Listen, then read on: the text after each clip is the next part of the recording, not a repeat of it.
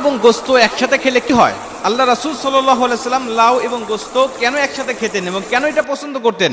বর্তমান বিজ্ঞান হতভাগ আল্লাহ রাসূলের এই খাবারগুলো নিয়ে গবেষণা করে। আল্লাহ রাসূলের পছন্দের তালিকায় যত খাবার আছে প্রত্যেকটা খাবার বিজ্ঞানরা রিসার্চ করে আশ্চর্য যে এটা কিভাবে সম্ভব।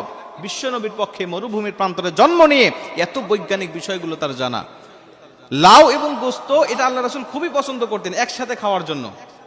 এক হাদিস ইবনে মাজা শরীফের 3302 নম্বর এবং 3303 নম্বর, এই দুইটা হাদিসের মধ্যে এই বিষয়গুলো বর্ণনা করা হয়েছে।